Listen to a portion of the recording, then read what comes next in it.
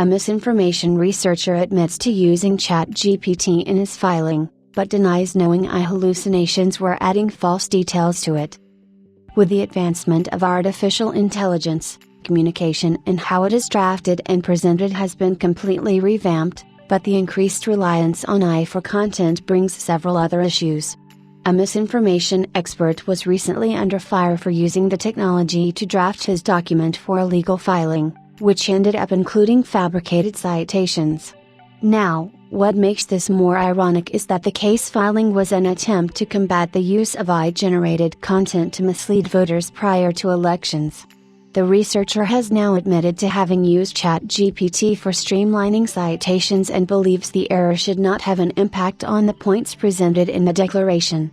A misinformation expert now admits that ChatGPT was used for his court filing but was not aware of hallucinations adding inaccurate details to the document. Jeff Hancock is a Stanford professor and a misinformation expert who filed an affidavit for a case and supported the Minnesota law prohibiting the use of deepfake technology to influence elections. What was initially meant to be a filing against using AI to wrongfully impact users is now facing massive criticism for ironically having AI-generated details in the legal document that include false information, making it unreliable and inaccurate. Now, the misinformation expert, in an additional declaration, has admitted that he used ChatGPT-4 to organize his citations but was not aware that it added fake details or fabricated references. He denies using the tool for other parts of the document and declares the error to be unintentional.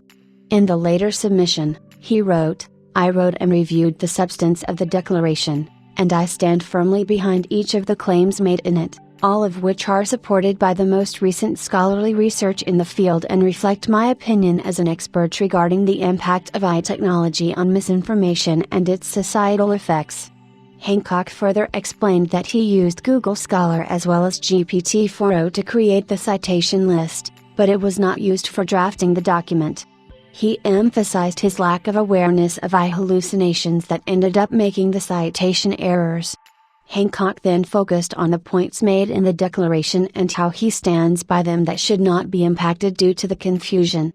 He expressed, "I did not intend to mislead the court or counsel. I express my sincere regret for any confusion this may have caused. That said, I stand firmly behind all the substantive points in the declaration." Whether the court would accept Hancock's explanation for the errors in his submission or not, it does highlight the risks of using AI tools in legal contexts.